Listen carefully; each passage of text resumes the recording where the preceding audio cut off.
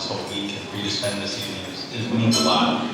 Again, my name is Castro. I'm a passionate social ecopreneur. I'm a community organizer, and I serve as the Director of Sustainability and Resilience at the City of Orlando.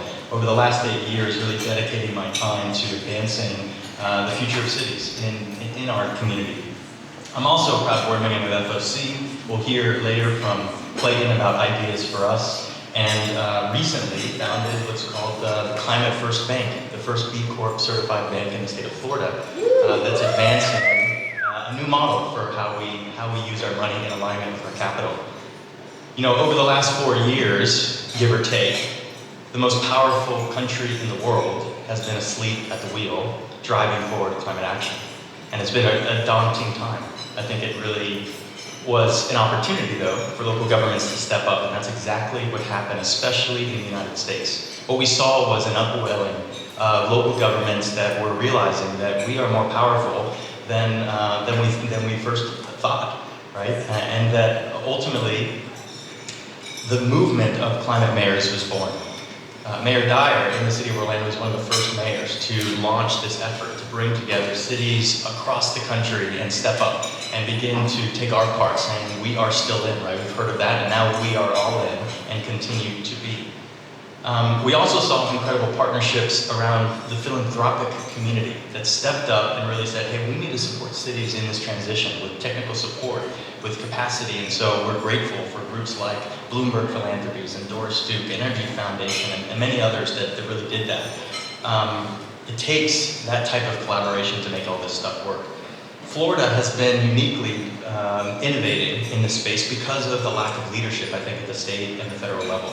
We've realized that we need to innovate in how we deal with our wastewater systems, moving towards more circular economies, advancing a decarbonized grid towards renewables in creative ways like photovoltaics and floating solar. We're beginning to look at ways in which we find harmony with the natural and the built environment and advance more livability. And certainly this electrification that all of us are energized around on transportation and our buildings. I mean, these are some of the recipes for what we'll see the future of cities really embrace as we move forward. In 2018, the City of Orlando identified an opportunity called the American Cities Climate Challenge. And it was a challenge to the 100 most populous cities in the country. And it said, how can we actually reduce a gigaton of carbon over the course of this next decade through policy and program interventions? And the City of Orlando brought together a very creative package of those efforts, and we're able to be one of the 25 winning cities to move this forward, and over the last 3 years have been driving this forward. In fact, we have our climate advisor, Ben Stacy, here in the audience, who's been also able to join me from Orlando. I appreciate that. What we found through this coalition of cities is a high impact area of 4 key things that cities around the world need to prioritize now in this decade to actually achieve net zero.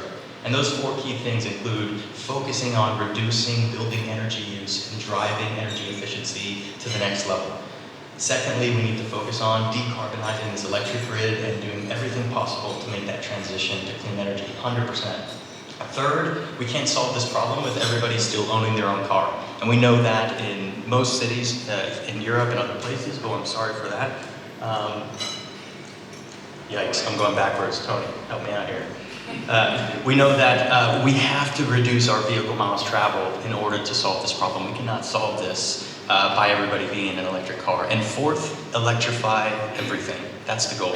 We need to begin to move towards buildings and vehicles and transit that are powered by this renewables. Those, if we focus on those 4 things, we will begin to drive towards a zero carbon economy. And that's the bold vision that we've committed to, the race to zero, the race to resilience that we're hearing at COP. Now, all of this would not be possible in communities without empowering, educating, and engaging our communities to take action and move this stuff forward. And that's why I'm really proud to bring up my colleague, Clayton Lewis-Ferrara, who's the Executive Director of Ideas for Us, to share a little bit about how in Orlando we've created a model that we have been replicating in different communities on how to bring people together on a monthly basis to ideate new solutions, fund them at the grassroots level, and then put pressure on myself and other elected officials to go beyond our goals and beyond our commitments. So with that, help me introduce Clayton Lewis-Ferrara from Ideas for Us.